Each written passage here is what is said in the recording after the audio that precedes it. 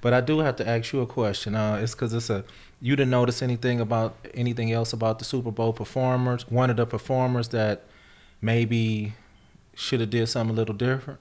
Well, I thought that Mary J. Blige might have been a little too old for that outfit she had on. I don't know if she's like 50 years old, trying to look like she's 21. But no, what you talking about? I didn't have a problem with Mary J. You know what I mean? But I did have a problem with Snoop. And I'm not being biased at all. You saying because he came cripped out? Man, you came cripped out, man. He threw up a C. Yeah. He threw up a Crip sign at the Super Bowl, man. Now, you want to sit here and talk about coaching football and being this and being that, but you threw up a Crip sign at the Super Bowl when the whole world already know you a Crip.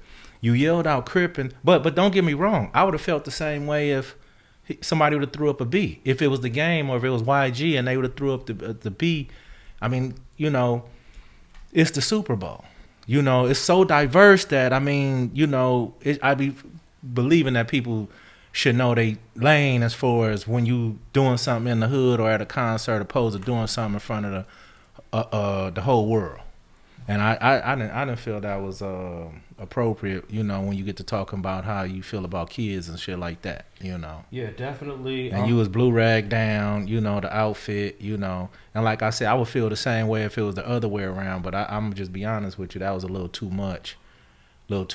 I did see that, and I'm looking at a picture right now. He threw up two C's. Yeah. With both hands. See, I want to separate gang culture from gang crime. Mm-hmm.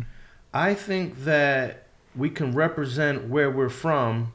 Just like, for example, when you did the interview with me, you had an Atlanta Braves hat on. You had a Cross Atlantic Piru hat on. Now, to me, that don't mean you out there banging. Right. But that just means you representing your community. I think there's two sides to gangs. There's the gang neighborhood, and then there's the gang drama.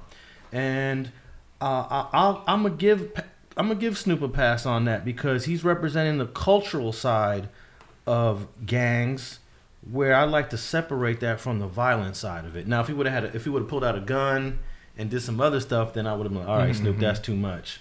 But I love the culture of the streets. Yeah. And it's bandanas, it's hand signs, it's hats, it's cars, it's our fashion, it's a lot of stuff. And our fashion and our culture and the stuff that we do right here in this land is worldwide.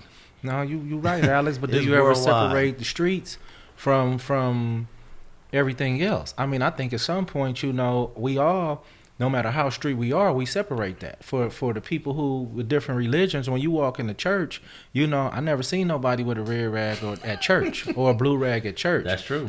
So I feel like it's appropriate places to do appropriate things, even when you're a gangster.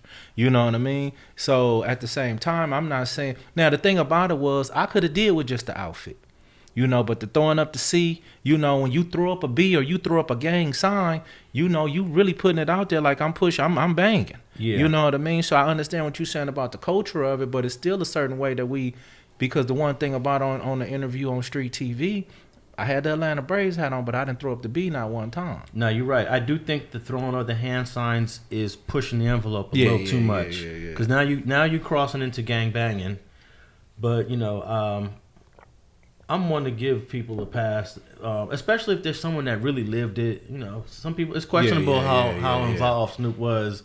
He's definitely from Long Beach, no doubt, though. So just from being from somewhere, you live in it. You know what I mean? So how much work somebody put, that's irrelevant. But if you was there, I'm going to give you your props, no matter what. You was. Now, what did you think of him doing? I think he did a little sea walking also. Well, they already mainstreamed that. That's mainstream already. I think Dub C made that. Dub C made it, mainstreamed it, and I don't mind that. I even say if I'm somewhere in the club, I like to watch it. You know what I mean? That I've never been able to do it on our side. I never was a dancer, but when they get to doing it, no matter where I'm at, I start smiling because, like you say, now that part of the gang culture I embrace heavily, no matter what it is, Crip, blood, it don't matter. I like seeing people having fun at the same time.